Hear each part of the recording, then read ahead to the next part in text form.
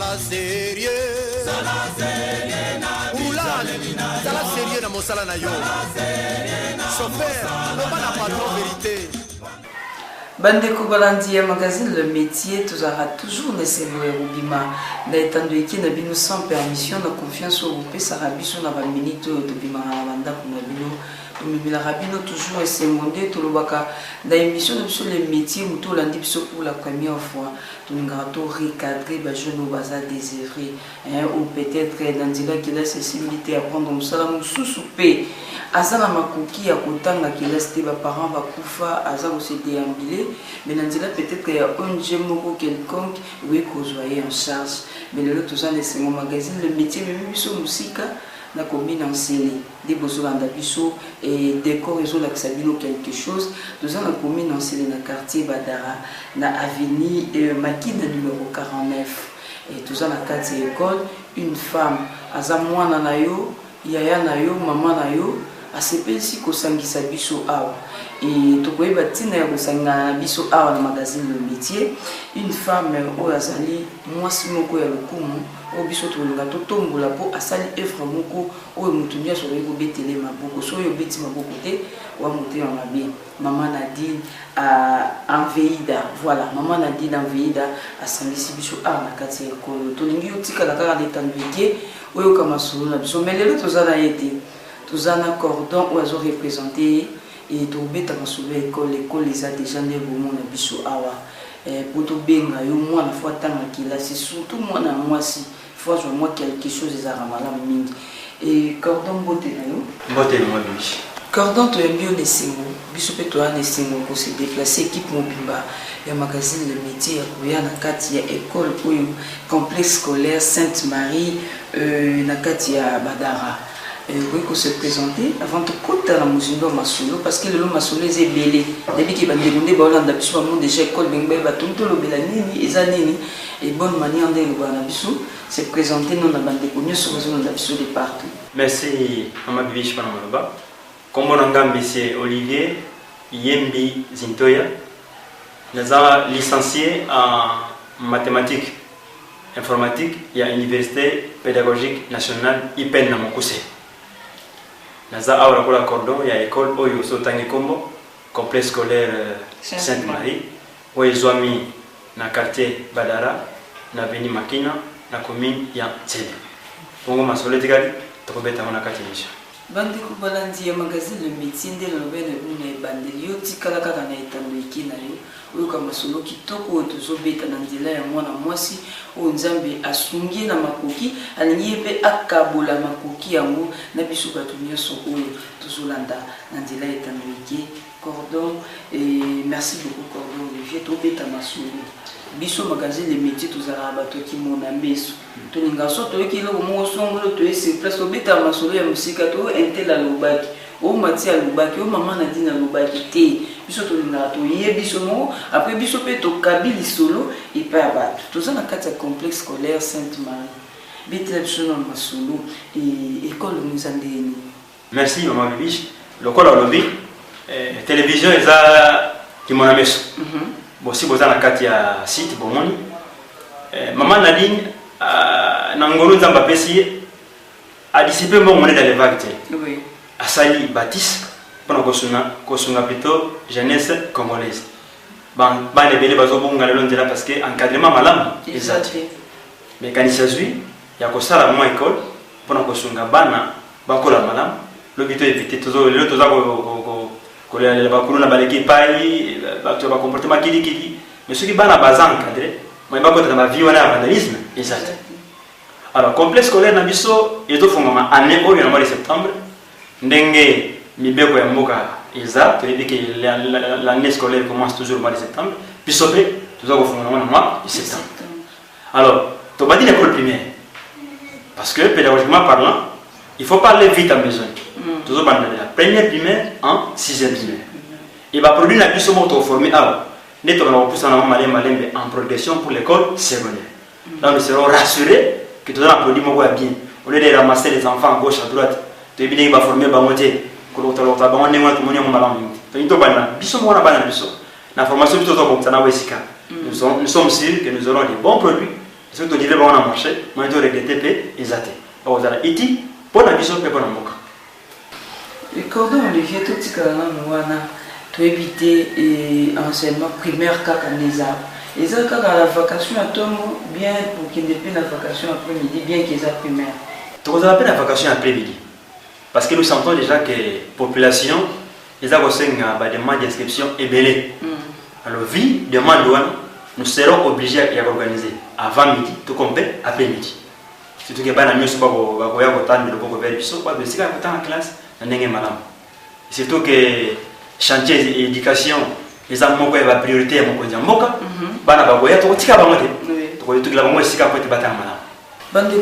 Balandi ya magazine le métier de Nobel na bino tikalaka aletandwike parce que toujours beta masolo ya kitoko andila mwana mwasi o mama Nadine nzambi atie maele kati na ye parce que tout le monde est belé puis azumbo mo investir na eloko moko te mais ya kanisi a aider bana et bana msuba olanda biso msuba za ba ofela et ngopesa melio pe a mama Nadine asali wana et parce que tout le émission bokoyeba ya kala mwana tanga à venir à Congo à Lobi et ça dit pas nous toujours la nabam cordon toujours banaille inscription parce que tu auras nous obéit la c'est tout ça la chose dans moi le lindo makasi hein et concernant le complexe scolaire Sainte-Marie inscription dans des surtout au bengi biso boya to ko mana maman ko mi le lengue hein ils ont banati na ba parents ba olanda biso inscription dans des pour la construction ba boti bana batanga classe malam inscription est gratuite. Mais à l'unique condition, à part classe et la première année. Pour la classe à première année, ceux qui vont à la école maternelle, au ce certificat, il y a 3 ans maternelle ou électronique. Mais ceux qui, il y a des points où l'école maternelle est ratée. Mais moi, je suis dans l'âge scolaire, au soyez, par des petites questions, où tu poses à la banne, qui est à l'âge scolaire, tu commences à moi. Mais de la deuxième année primaire, qui nous tombe à la 6e, il y a un bulletin en classe antérieure. Et il y a ce qu'on a sollicité l'inscription pour la deuxième primaire. Mais il y a un bulletin en première primaire. Moi, en troisième, il y a un bulletin en deuxième primaire. Ainsi de suite. Mais l'inscription en soi, elle est gratuite. Donc, maman, pour hésiter, il y a un moine, donc comme ça, il y a un mikanda, où il y a un moine en tant que classe, il y a un collègue. Pour te soumettre, madame, dans l'éducation, dans la classe, Cordon, tu nous toujours précision. Je veux dire que l'école fonctionne à peine à Kanyaka, et fonctionne à Kanyaka. Tant que les parents ont une salle d'inscription, on s'inscrit on a évité ça en cachette ou bien ça voulait les gens ont l'inscription est gratuite. Mais en même temps, l'école est bandaga, tu mis ça moi Michel. Alors Michel, tu mis ça ga, et ça pour l'école est fonctionner. Alors, tant que les parents ont fait l'inscription, à compensation, tu fais une fourniture.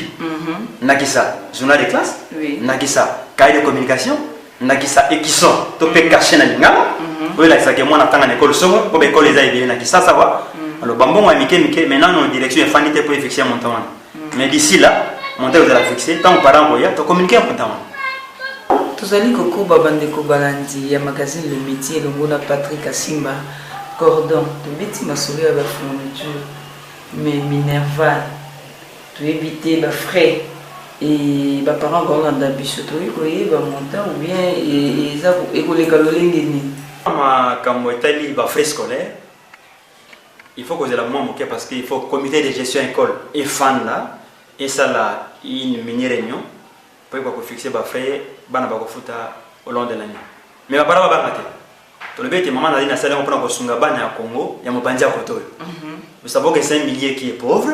Nous allons aussi fixer les frais de manière raisonnable pour que tes parents aient à la décité. Le trophée, ça va demeurer en contact d'abord, dans un premier temps, pour que les parents apprécient à contacter maman Nadine. Il y a mon pose déjà, il y a non, avec un motel de frais. Mais tu fixons d'ici là. Cordon, tu allez toujours Coco Banayo, Bandeko Balandi, un magazine Le Métier, et concernant tenue à l'école. Tout le monde a l'école privée au monde. Il y a des rouge, coton, bleu. Ah, dans le Sainte-Marie, maman a dit de prévoir noir et blanc. Ils ont conditionné tout le monde. Il faut sombre à l'école. Merci maman. Pour la tenue, Alors, quand ils ont marqué différence, dans l'école Boussousou, où ils appellent dans les quartiers. Alors, tout ce que ça la nyonso a et pas nabiso. Par rapport à okuta tennis, uniforme, gymnastique, pe nyonso a en école. C'est un modèle moko marque moko déposé uniquement conçu pour l'école nabiso, afin de marquer une différence. Mais tout ça va commerçanter. Par rapport au banc à dépôt de l'école. Heureusement, on a pris moko abordable, presque semblable, on a pris à marcher. Au lieu que pas mal, on a la badaria musica. A que ne 10 ans, on musica qu'on soit tennis, tout bon c'est lié à moi. Heureusement, on a pris moko raisonnable. Par rapport à Bangate, pour se faire la tambour. Bataille n'y a pas de gymnastique. N'y a pas de gymnastique, tenir uniforme, il y a blouse, jeep. Pendant la première année, 6e année. Selon les tailles, il y a pas beaucoup de temps. On va pas remettre un certain. Quand on fait l'inscription, on y a beaucoup de temps déjà dans la marche, dans le bureau. Tous allez beaucoup toujours dans des magazines de métiers, cordon, tout toujours moins précision qui. Ils ont un sous bazar orphelin, bazar na moi de sungité. Parce que moi mutu a koyi ko encadrer ba moi zo encadrer ba on a cadre ONG to ibe maman na dit ou ça peut quand na cadre ONG. Parce que banana peut-être bazar déjà na uniforme na bango noir et blanc. Oui ko ya sombata insigne aussi mbaté réfugiés collègues simbaté au cas où va jouer uniforme ndeni senili école. Je crois que na lopoto babengi yango uniforme. Et ni ko lo baba nyonso bazala lolenge moko. Na libota nyonso ba nanti baza, ba moyen baza, ba pauvre pe bazali. Mais soki tokena bana na ndenge wana, bana bakozala bakovanda malamu te. O bazala mosolo makasi, bagabanya ta o bazangi mosolo. Yango to lié ba nyonso bazala bilamba ndenge moko. Alors na bana baye o bazangi ba possibilité wana. To le bete babanga te. Baboti baya ko poser problème. On verra avec la direction. Le lenge kani to iko gérer baka ya ndenge. Parce que la mission d'une école n'est pas seulement la pédagogie. Oui. C'est aussi une mission sociale. Oui. Les autres dans un cadre il y a social. Donc par rapport à banga teni to le baki liboso baya et après avoir sollicité l'inscription à Bayaban, il pose des problèmes. On verra dans quelle mesure on peut pallier la situation ndenge. Mais tout le monde base dans ndenge mo. Bleu, blanc. Tena gymnastique ce qui est jaune, il y a jaune. Ce qui est rouge, il y a rouge. Mais au moins, bah ça va nous cordon et puis ils sont exorbitants parce que tout cabine que le babouon a monté sur place, ils ont le lingue au lobby. Non, nous rassurons aux parents que tous ça commerçants, tous ça éducateurs. La mission première c'est d'éduquer les enfants. Alors ce qu'on dit que éduquer moi, faut que pour les conditions moi il y a madame. Parce que si les conditions madame moi on attend madame paye exact. J'ai dit que c'est le prix presque abordable, le prix a marché. Moi que déjà para bénéficier. Au là faut t'attirer comme moi parce que là qu'il me dit ce qui peut dans un peu retomber ça faut t'assurer. Voilà. Mais à côté déjà on a pris one. Qu'est-ce qui est bénéfique? À ce moment place, qui a ça va déplacement. Donc c'est un peu ça. Bravo maman Nadine na veida tozali kokoba toujours na musala kitoko mais bino ba parents bolandi biso ko profiter te ko ça peut-être un susu bana na omo ko ça ba o baza ba orphelin et pour que ba mekampe ko diminuer minerva mais to ebi pe cordon na be ko susu so ki famille mo ba ye ata 7 bien baza bana nyoso banda première ti 6e bana e famille mo comment réduction pe aux alandés tout le monde. Je crois que ça dans l'école mingi biso peut jamais déroger na coutume. Un parent qui vient avec une litanie d'enfants, bana baza ebele 5 6 8. Ce cas est biso, ce qu'on appelle la composition familiale. Tout le monde qui baza pena bana mais pour l'aider, nous pouvons voir dans quelle mesure tu veux c'est pas fait. C'est possible. Pour tout ce bana batan, on est pas comme bachel. Complexe scolaire Sainte-Marie, ils ont toujours musala nango elingi te to kutana ba point bana bachel bien tout le monde bana mikie. Ou baza déjà pour projeter lobby ba kozala ba kuluna ya kusakana te mais tout à l'heure tant demandé koya na mutuka tout le monde qui mo école mo songolo maman na dina bana so école ba bandaka bana ba otanga na mabele cordon ça qui biso passe parce que tant tozoloba mambo école faut tout à la paix condition il y a mwana o ya otanga na classe parce que condition peut ça la intelligence à mwana ezala assise mais biso tout ça déjà na 4 parmi ça le membre de classe. Tout le monde a déjà que ça promet eza kitoko mingi yebisa biso na bacondition toboyi te mwana mosusu aye boye place akofanda eza te débordement ya nombre ya bana ya inscription place akofanda eza te bamosusu baza kotelema libanda bazolanda cour ya kotelema libanda e bainstallation hygiénique kuna ozomona bana par-ci par-là mpesila biso nano masobe yango ya condition ya bana kotanga. Je crois que tant tozoya chemin faisant nga mpe na monaki ekolanga mais ntango oyeba na biso okuti biso déjà na kati ya salle de classe okuti yango ndenge eza déjà biso toza chantier te na bacaro déjà donc déjà mama nadi na tie paquet na ye a se préparer en conséquence po ete mosala ebanda malamu bana na biso bakofanda na mabele te baba ezali et puis je voulais rassurer aux parents que baba eza en nombre limité comme l'exige la profession d'enseignant tokoleka 40 bana te suka d'ailleurs 30 ou 35 pour nani c'est pour assurer une bonne qualité d'enseignement. La pédagogie est utiliser la méthode qu'on appelle l'APES, approche par situation. La première condition, c'est d'avoir un nombre limité d'enfants dans la classe. Il y a aussi de respecter.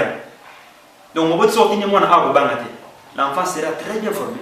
Tu as déjà fait prêt, tu as pour te moussaler. Pardon, au cas où il y a eu débordement, il y a bien inscription. Parce que les écoles bandika radio est-ce que vous avez dans mesure il y a aux ongis ça veut dire non et limite le bus est à 40 tout est à 35 parce que vous avez besoin que bah tu vas comprendre que non ça fonctionne tout ça au cas où il y a plus de 40. En tout cas tozaba comme je l'ai dit tantôt tozaba commerçant. Nous voulons former un bon enfant dans un bon environnement. Déjà nous disons aux parents pas se précipiter parce que les places sont limitées. Et rien moins. Tu vas déborder. Parce que si tu es débordé, tu vas gérer les maladies. Tu vas être commerçant. Tu vas bien mon école mieux avec ça. Mon école, moi, pièce, moi, je na ba mo ba na mi sauter. Biso ba mo ba na mi bali. Obe mi bali. C'est le nombre ni ça toté. Bien que ça munene. Attendez ça munene bon. Tu ni mo na tanga mala muslim mo na zo ke azongi na ndako. Mama tu ni bogola gini. Tu gola gini lo A. Tu gola ki B. Moi na tana ma ko reproduire ma yatandi. Mais lorsqu'il y a un débordement, même l'enseignant lui-même, à votre avis, c'est bana basa type le à tableau boy. Enseignant soit pas à tout témoin. Condition enseignement est belle. Donc dès l'inscription nous sommes prudents. C'est-à-dire que pour la telle classe, nous avons besoin il y a autant d'élèves. Dès qu'on a atteint ce nombre-là, c'est fini. On a précisément qui est de première en sixième. Et ça a limite à 40 élèves bien par classe pour dire peut-être au 35, au 40, au 50, tout ça là je sais pas. Bah ça les classes dans la grandeur moko. Dimension moko. C'est le même nombre d'élèves. De la première année en sixième. Ceux qui 40, 40. Ceux qui 35, 35. Tout débordé. Pour bas dans niveau nous ça allait attendre après madame. Mon première, à autant dans la même condition que moi il y a 5e, tu as 6e. Parce que bah une école moko. Tu vois il va la première va attendre madame, va la deuxième. Net, bah on est sur niveau moko. Parce que bah une école, bah la qualité d'enseignement moko. Bah ça une école tout débordé. Tout ça beaucoup va bien qui est tout ce qu'elle n'a pas pu m'inviter cordon tout fait à ce qu'on m'a sauvé la qualité enseignement. C'est vrai tout à l'heure là où tu as biso tout boy tout ça va produire une source. Hein tout niveau primaire biso mon te former. Mais la carte primaire on a déjà va produire une source ba outil na matière dans l'école une source. C'est quoi qualité enseignement ça les enseignants ni ou bien vous prévoir déjà pour les écoles bien sur bandisique. Bon, c'est tu as vu que l'enseignant va y cicater, l'enseignant beaucoup de dans l'expérience, mais qualité nul. Parce que le dossier de Mito Beta Masula Sainte-Marie et tout le moi sur celle de comme maman Nadine Aveida. Mais dans quatre écoles on a enseigné paix, il y a malonga, oyo et matière ils ont un tout. Tant que pessi moi na paix qui n'anda pas parents va oui, moi bongo de foot, les autres qui dépendent battre. Merci maman. Ngai moko na d'abord expert en matière. J'ai fait la pédagogie au niveau supérieur. Et nous enseignant engagé à Baza n'importe quel enseignant. Pour la l'école primaire, la première condition, il faut avoir fait une bonne pédagogie.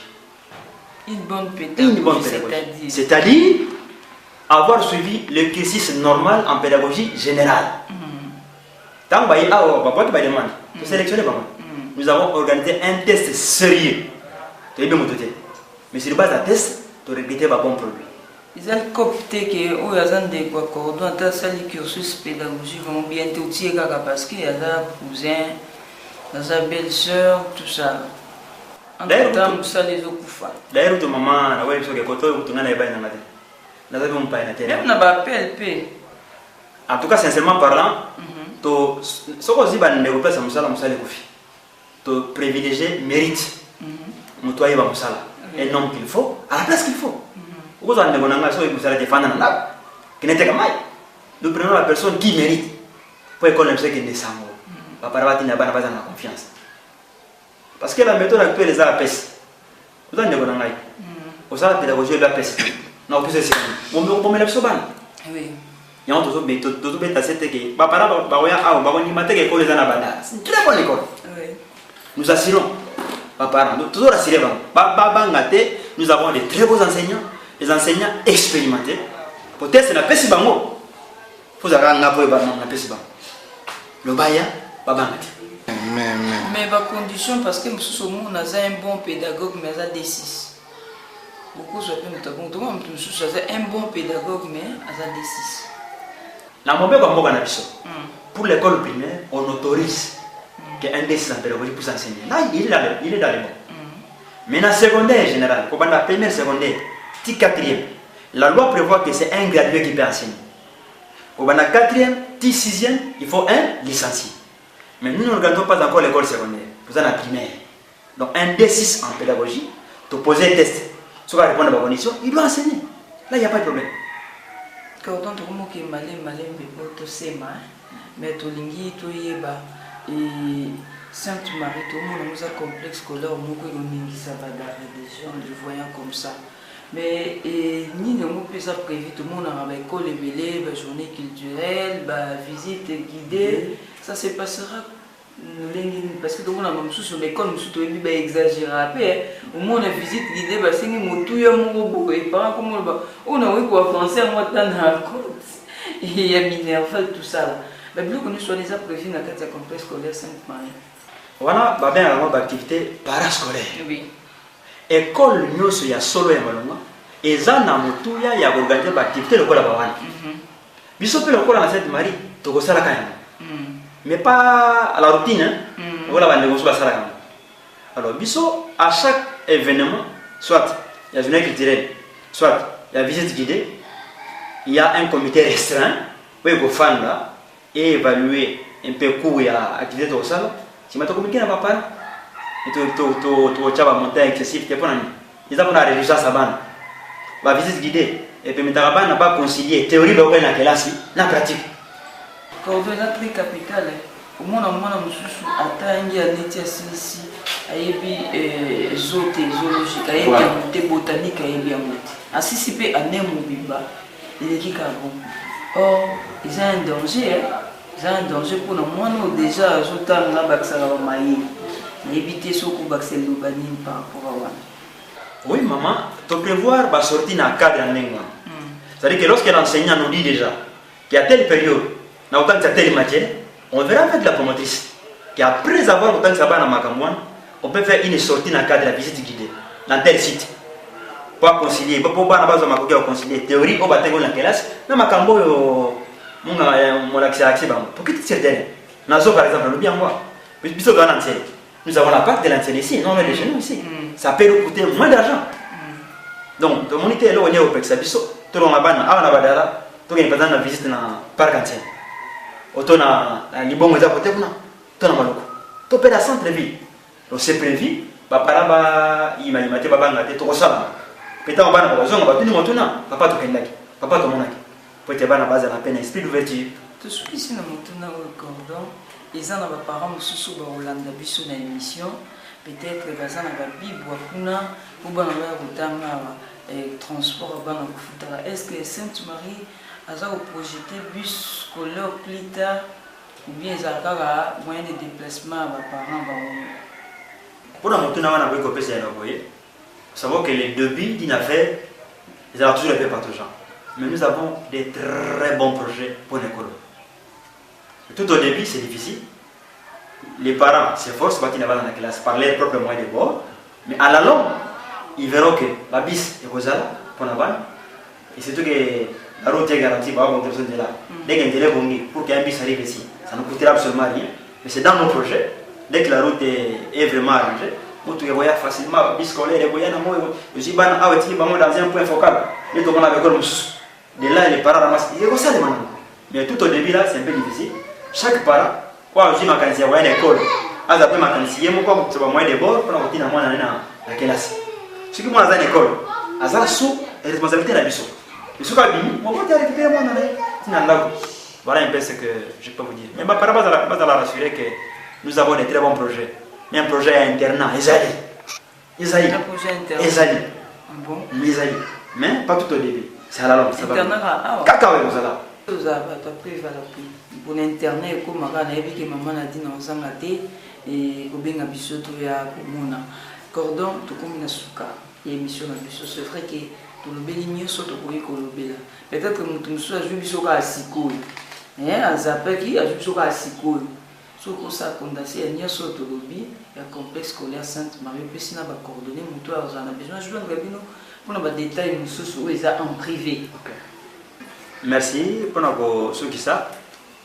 Tout le but était nous sommes une jeune école dans la commune Yansele, dans le quartier Badara, l'avenue Makina, numéro 49. Tout le ici, au bazan dans les quartiers environnants. Au besoin de transport, musique, musique. Nous vous rassurons qu'il y a une bonne école qui vient d'ouvrir ses portes dans votre quartier. N'allez pas loin. Venez, vous ne serez pas déçus. Ceux qui aujourd'hui sont en cours et qui ont besoin de maintenant mususu. Oyi ko benga maman Nadine Yemoko Nandela ya Singa. Na ba numéro ko pesa bino. Elle vous a dit 084 00 210 nasuka. Topé sous na Vodacom 081 16 47 046. Na Bandeli 084 00 210 nasuka. Topé lisusu 081 16 47 046. Bon, ce qu'on baigne pour les questions privées, tu vas y aller. Ce qu'on maman a dit Naza qui passe le matin, au baigne n'a pas cordon. Qui peut opérer bien maintenant monsieur. Numéro n'angeza 081 50 30 759. Moi tu baigne parents, boya et belé. Les places sont vraiment limitées. Tu vas y aller là, on va la moto. Voilà Baboti. Pardon Olivier, tous ceux qui sont là, l'émission est plus dans le métier. Il y a des bandits, tout recadré. C'est vrai que les jeunes et les balandions, nous parents vont occuper sa mission. À niveau pour la cité. Ils ont ma maman, nous sommes occupés, nous allons la paix sur un bon. Il y a ma moitié de Kilimba. En tant que c'est moi, et bien les balandions sont dans le magasin, les métiers, on peut se rencontrer, et puis on peut se remerciement. To pesi moi to na baboti to bete héritage malamu ya kopesa mwana na sena moi oyo eza otangise kelasi oyo kopesa mbongo oyo kopesa mituka mais soki bongo na eza malamu te pona ko jere mbongo wana e ko bungana kasi soki mwana ta kelasi ne malamu a odala pena makoki ya ko jere biloko yo pesi donc to sengi na baboti ole ya ko kwa mbongo na makambo zanga tina ole kotika bana pe batenga na bipai na bipai botina bana kelasi complexe scolaire Sainte Marie ils ont la posa bana pour encadrer bango to le baba nité tinda biso bana to encadrer bango to pesi bino merci mille maman Ibish na mission na bino les métiers pamba te bo permettre te bato bayi biso tato za musika na badala e boeti musika ko mona biso to solo la o biso bena biso na bato matondo mingi na bino peto pesi mbote mingi tere remerciement mingi na mama na ligne wa vili kanisi wana tuza komona bate bele badala ni solo bato kwa mona makabezanga zanga ti na ba déprobation de merci mais yo ma vili kanisi asala baptiste pour encadrer ba to remercier mingi tika ngola kwa mona to pesi ba mbote na bato baso bana biso ba biso na pesi mbote na mama Charlène molonga na ngai sikazali mbote ko bela yepe ba ndeko banso to tanga na ngai na ipeni merci mingi kola kwa mona. Merci. Bande Koubalandi, tous aïe nesengo, yobimana etandweke na bino ndio tolobaka permission et tous aïe na 4 école complexe scolaire Sainte-Marie na avenue Makina numéro 49 quartier Badara commune Ensele et c'est mingi ya bomona maman Nadine Enveida so moni yo peut-être aux hommes aux ayaya aux aleki mais ya ju misolo wana ati yango po etangisa bato ebimisa bato lobi ba ministre ebimisa bato lobi ba député oyo tolulaka ba ingénieur en tout cas nzambe apambola ye lelo dayebi ke nzambe ya liboso mpe ya suka te tokoyaka e tokokontinuaka koya e tozangaka te kopesa conseil na mama oyo baopesa mbongo futela mwana classe yo olingaka moziki olingaka likilemba okende na retraite okoka kotia likilemba te so otangisi mwana wana lobi mwana wana kotia likilemba plus ke oyo ozotia na mwana mobali mwana mwasi bazofuta misoni kotanga classe te kotanga eza héritage ya solosolo soko lulinga bibish mabia lokuna lekaki na nzela kila soko lo sepele na maman Nadine po batangisaki azwi likani so sepele na cordon même na patika si bepi na mati ya luka parce que tolekaki na nzela kilasi biso tolobaka a bon attendeur salut tosuki wana mpona lelo merci beaucoup na maman Nadine Enveida bacontact eza soko olingi en privé ya mwa badetail mosusu oyo ozala nango mposa obengi na 084 00210 na suka 084 00210 na suka 081 16 47 046 081 16 47 046 donc rentrée ça na septembre donc vous hésitez ou bien aussi à l'inscription merci na papa Anthony ye penga moto azalaki ofuko moulin ekomisa biso a na complexe scolaire Sainte-Marie merci na cordon la disponibilité na yo Mathia Luka maman Nadine Enveida et na supervision ya Patrick Asimba nde tokutani prochainement allez bye bye Sala sérieux Sala sérieux na mosala na yo chauffeur loba na patron vérité tongaka bilamba moto ayekotika elamba na ye afuti yo mbongo ayebisi yo date fete kozala o aya mokolo yango otongi nano elamba te ose oli mbongo okomi kobetisa ye baturo bongola motema po ete nzambe asepela na yo tia serie na mosala nzambe akopambola yo zala serie bakomissionnaire ozala sérieux olimbonga déplacement me ndako eza te